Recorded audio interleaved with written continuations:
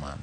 Erokamano ahinya nyakura mojong wantie kae koda Mike Pundo ma bende en jatatije mano ka Kenya Cultural Center. Koro sano wadhi ane gigo matimore achiel kachiel mano ka gintiere kacha. Ikwok nitiere Bomas of Kenya kanyo kama romo no dhi bedo kacha ka timore kama jatend piny Kenya dhi bedo ka loso kod oganda jo Kenya odiochieng' ma kawuono mondo abed ane kod ng'eyo ni nyasi mar utamaduni ni to tiende nang'o. Mago pich mabiro ni kanyo oganda medo chopo ka oganda moko bende wacho ni mawuok e kidienje mopogore opogore dhi bedo kacha ka chopo Bomas of Kenya odiochieng' ni ma kawuono. Jatend piny Kenya dhi chopo kar kanyo kendo igeno ni bang'e ka osechopo kar kanyo ang' gibed ane kod penjo ni odiochieng' ma kawuono to nigi mise mane kar odiochieng' ma kawuono ka koro idhiale kata ka en nyasi no mano mar utamaduni en gik mage monego bed ni ng'eyo. Nyakwara Monge Jwang' en kinde mabiro ang' watudore kod jafwa marwa mantiere kanyo e nyasi no matimore Bomas of Kenya.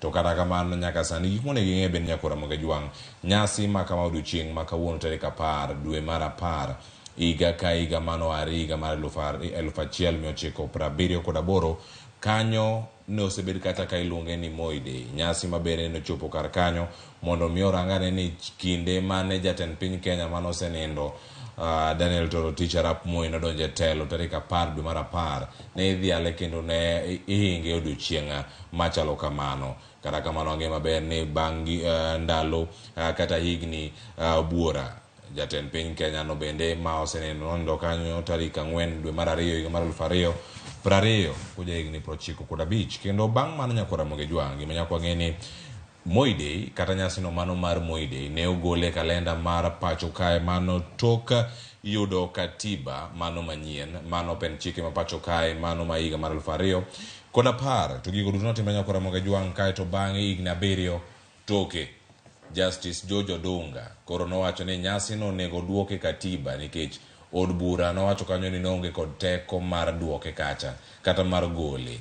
Gigo duto ne otim kacha taro mar chik kendo koro mano ne omiyo oduoka Moi Day. Kata kamano ne giwacho ni jayal bura mano George Odunga nochiwo ng'eto mare ka owacho ni ero kata ka ok dhi luonge ni Moi Day obeda beda kanyo odiochieng' ma jo Kenya yude yueyo mondo mi od bura mano e kinde no jatend migawo mondo mi oloka ni nying no koro mondo ket ni nying madwarore koro kanye kama dogo ayude kacha higa mar 2020 ma bende kanyo paro ne nitiere mar loke mondo donj kacha Huduma Day kaeto bang'e oduogo obedo nyasi modiochieng' ma kawuono koro hingo e piny Kenya mangima ka oganda oyudo yueyo ma koro en nyasi ni mano mar Utamaduni Day.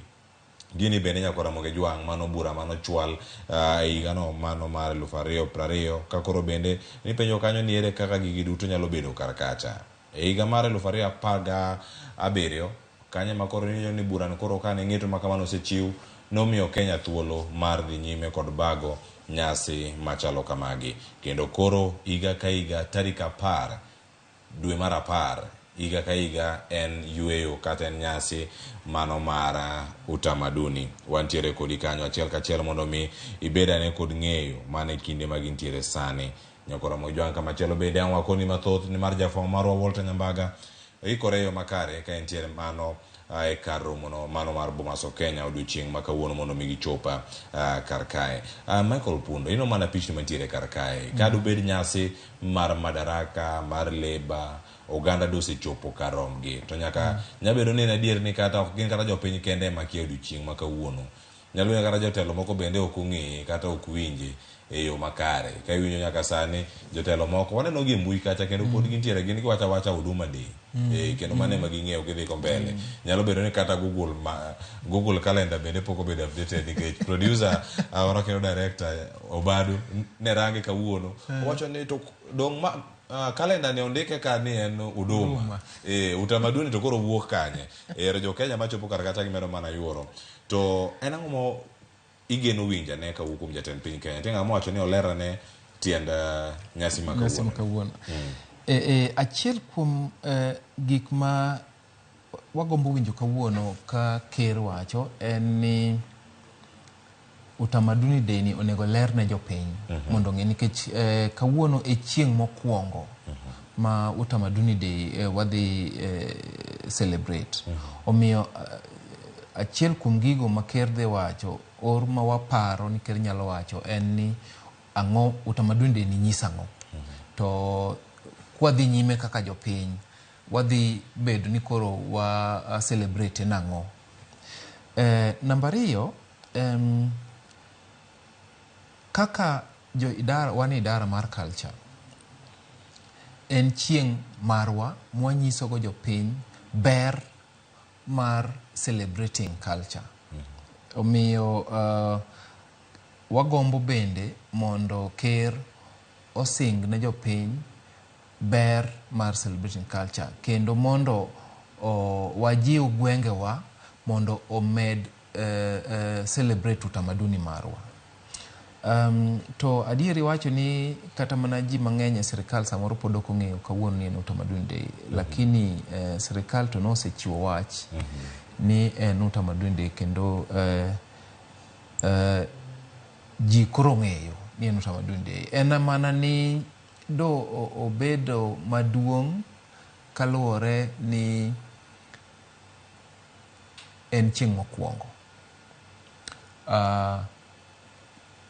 Okwan anyal tere Nyayo Stadium kaka Labor Day samoro nikech en chieng' mokwongo. Koro gimoro kochakore to chakre matin. To odhi onya to wageno ni higa manyien to koro en chieng' maduong' ma jo Kenya biro mana riedo e laini kadonje stadium mondo ng'i. To bende kaluwore gi kaka sirikal en wachake matin kamano nikech kobedo maduong' bende resources madhiye bende ng'eny. To wageno ni kwadhi mbele to ji mang'eny kendo sponsors mang'eny biro donje mondo okonywa mondo waland chieng'no maber. Koro anyalo wacho ni e yo machiek en ni kore kochake watemo mondo wabed ni ji biro ng'eye mang'eny kwadhi mbele. To bende kaluwore gik ma ker dhi wacho, achiel nyiso ni utamaduni day ang'o ma en. 2, jiwo jo Kenya mondo oriwre. 3, jiwo jo Kenya mondo obed jogo ma mor gi bedo ni gin jo Kenya. Mondo wabed jogo ma winjo maber ni an ja Kenya. Kendo winjo maber ka i-celebrate utamaduni mari. To ng'eyo bende ni wa Kenya wang'eny. To ei ng'enywa matekwa nitie. Koro jo Kenya onego ng'e ni gwenge mopogore opogore wan gi utamaduni marwa. To wakonyre mondo wa med develop culture marwa. En achiel kuom yorego